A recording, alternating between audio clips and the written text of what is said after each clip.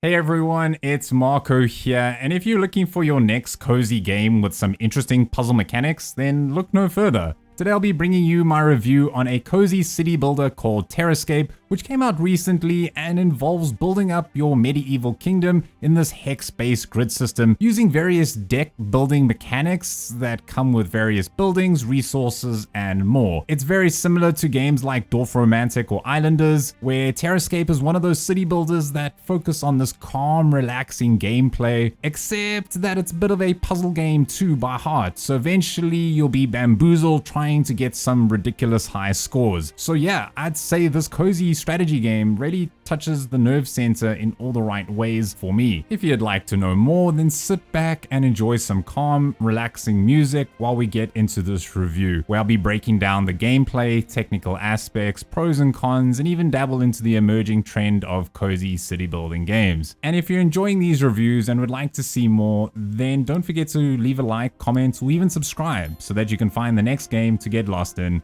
But let's get started.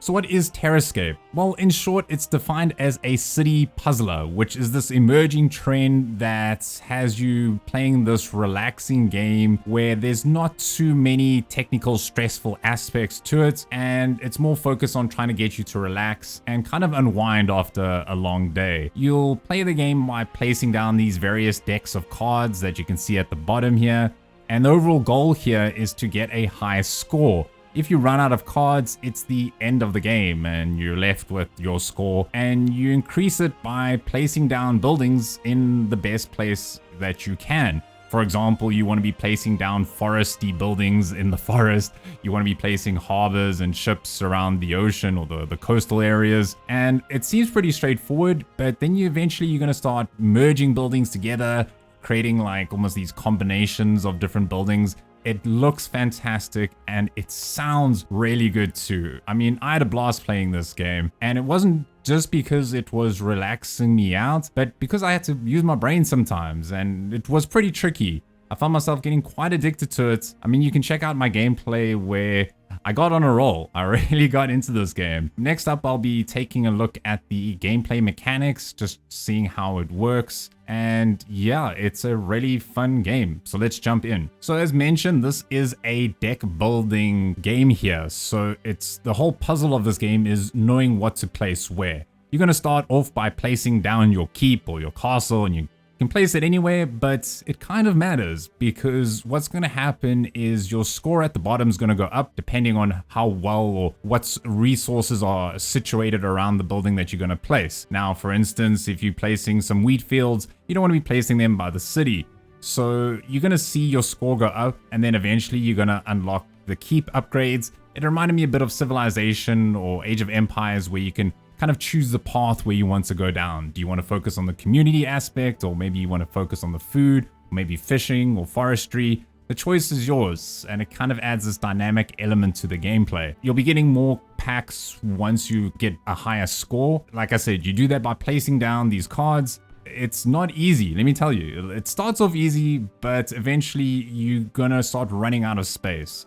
So you'll start placing these buildings. I like placing the cottages next to each other in this kind of four formation, and then that creates like these Viking longhouses. And that's kind of example of a merged building there.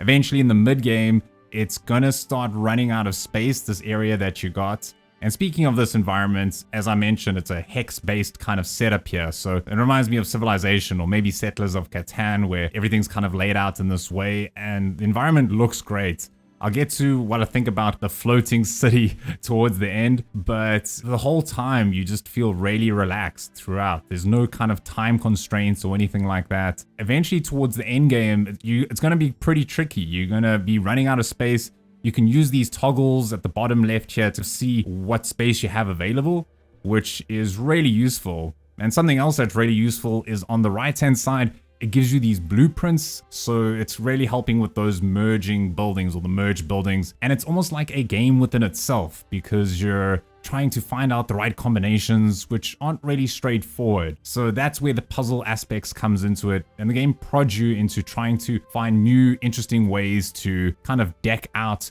your kingdom here. And eventually you will just run out of cards and that will be game over. You want to try and see the biggest score that you can get here. The later you get, you're going to be unlocking more cards for these packs. Not always you're going to start with everything. For example, the basic food pack over here, you've got the gatherer hut that you can just pick some basic berries, you combine them into your little berry vineyard thing going on there. Then you have your hunting cabin, so you can take down some game that generally you want to put far away from your city. Then you get the wheat field, so you're going to make some dank farms. And then eventually you're going to get this cattle pasture, so you can plop down the cows that can eventually be used, say, for the butcher. That will come later in another pack. And it's very cool because sometimes you're like, I really prefer the fishing one, for example. I love just making these massive fishing areas, and you can mix and match to see which one suits your kind of vibe in the current zone you have. Eventually, you'll either complete it. This is the standard gameplay that you've got here. And if you get a bit bored of that, you can also check out the campaign mode.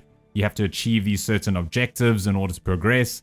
And if that doesn't float your boat, then you can check out the puzzles or the puzzle terror section here, where you have to progress you've got very limited resources and you have to get a certain score, and they are not easy. And there is even this multiplayer aspect too, which I found quite interesting. I think it's more designed if you've got, like, say, a friend that you really want to play with, because it's got the co-op or the versus mode too. Overall, the main fun of this game will be spent just in the standard gameplay here. If you really struggle, maybe you just want to really zone out, then you can turn on the creative mode, which basically just gives you free reign to place whatever, wherever, and you can really just kind of go wild here. So the choice is up to you. Now you might be asking, well, this seems pretty fun, but what is this replayability like? Well, that's kind of a tough one. It depends the kind of person that you are, and if you're into puzzle games. Some people aren't, they just want action all the time. And if that's you, then I'd say stay clear of this game, because yes, it is fun, but at the same time, you need to be into puzzle games. Otherwise, you're not going to get more than, say, a day or say a weekend's worth of this game.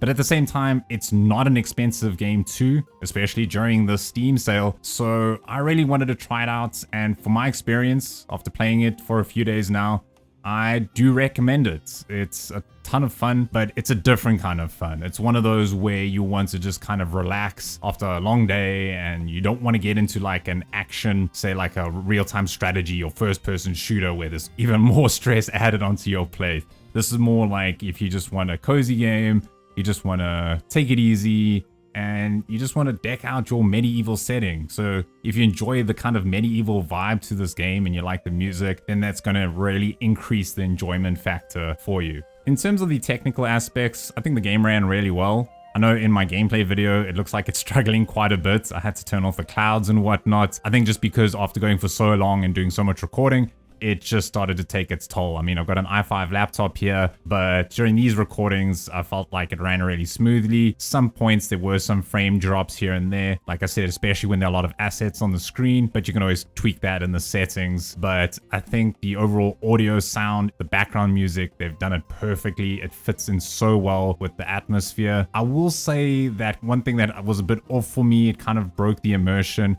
was the floating city situation here. This is just my personal preference. I could be wrong, but when in the medieval setting and they're like flying in the sky, it kind of felt weird for me. It'd be cool if there was an option to say turn on just having extra land or just extra ocean or something like that, just to basically bring it down to earth. Something else that I think is going to put a lot of people off is the replayability aspect to it, which I'll get to later. But for me, I think playing for an hour or two, I felt, okay, that was one game. I've had a good go. I never really felt like I wanted to play after that. And I said, okay, maybe take a break, maybe play again a bit later, maybe tomorrow. That addictive gameplay, it didn't stick as well as I'd hoped, but I still really enjoyed it. I found myself, once I got into the game, really playing it for a really long time. I was like, I need to build the dankest kingdom of all time. And I did want to add that this is definitely not the first game of its kind. If you're looking for something similar, there's games like I mentioned, Dwarf Romantic or Islanders.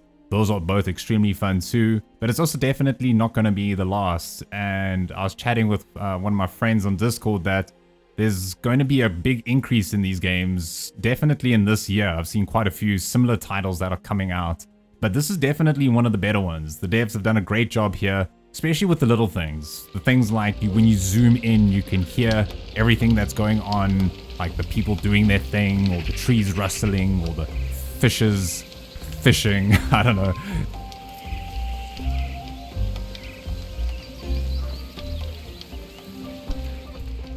Something else I really enjoyed is the sound of that high score. I know it sounds really weird. You'll be like, Marco, what is wrong with you? It's something similar to, say, Balatro, when the score's going up and you're like, yeah, I did something. I did a thing. And it goes ding, ding, ding, ding, ding, and it goes up. And then you do it to a merge building and it's like, oh man, it is so enjoyable. Honestly, that combined with the music, man, it's so satisfying. I also just really enjoyed the buildings overall. They had this medieval aesthetic to them. They all felt unique and individual, especially you zoom in, you're like, hey little guy, what you doing in that chapel? It's really cool. I really enjoyed that part, to be honest. I enjoyed it. I think it's not going to be for everyone. For me personally, I really enjoyed it. I'd like to ask you, the viewer, are you a fan of these kind of puzzle city builder games that are on the rise? I do think that they have the special place in the gaming genre, but it's interesting to see now that they're becoming more popular, what your views on it. For me personally, I'm all for it. I think more games need to be more relaxed. I think it's really cool. And if you think this video is really cool, then maybe give it a like, maybe leave a comment on your thoughts about the game, and maybe even subscribe to see more videos like this. And then I can finally tell my mom that I'm now breaking out of my socially awkward bubble. But other than that, it's Marco here from Easily Distracted Games. And as always, don't stop gaming.